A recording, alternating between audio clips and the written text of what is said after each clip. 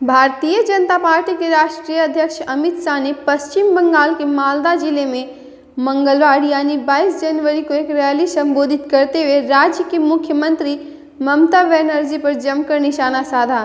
मालदा में उनकी इस रैली ने बाद में विवाद खड़ा हो गया है, क्योंकि पार्टी ने राज्य की तृणमूल सरकार पर आरोप लगाया कि वह चल रहे निर्माण कार्यों के कारण बीजेपी अध्यक्ष के हेलीकॉप्टर को उतरने की अनुमति नहीं देते हैं।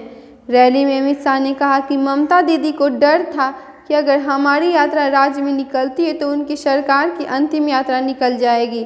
इस दौरान अमित शाह ने रथ यात्रा से लेकर रोहिंग्याओं, नागरिकता संशोधन बिल, दुर्गा पूजा विसर्जन और पिछले दिनों कोलकाता में हुए विपक्षी पार्टियों की रैली को लेकर भी सीएम ममता को घेरा।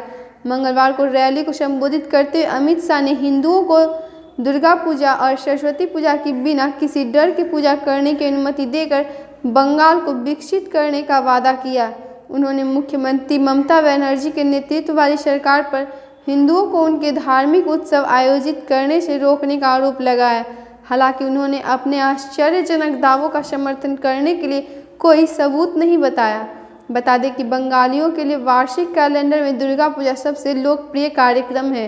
शाह का भाषण काफ़ी हद तक धर्म के नाम पर वोट मांगने के इर्द गिर्द घूमता रहा। शाह का भाषण काफ़ी हद तक धर्म के नाम पर वोट मांगने के इर्द गिर्द घूमता था, जो भारतीय कानून के तहत गैर कानूनी माना जाता है। शाह ने कहा कि बंगाल की तृणमूल सरकार लोकतंत्र की हत्या कर रही है, दुर्गा और सरस्वती पूजा की अनुमति नहीं दे रही है, घुसपैठी को बढ़ावा दे रही है और राजनीतिक हत्यारों को संरक्षण दे रही है। अपनी रैली में उन्होंने आगे कहा, मैं हर विंध्यवादी, हिंदू और ईसाई को चिंता नहीं करने का आश्वासन देना चाहता हूँ।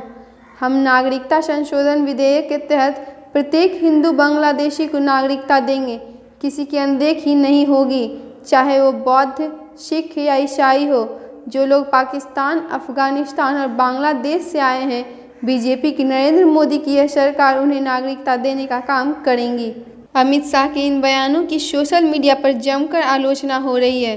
दयाशंकर शर्मा नाम के एक यूज़र ने लिखा, बंगाल में विपक्षी ताकतों को देख क्या मोदी और शाह बेचैन हो गए हैं, और क्या इसीलिए अमित शाह अपने भड़काऊ भाषण से देश में सांप्रदायिकता दंगा कराना चाह रहे हैं 2019 लोकसभा के पहले।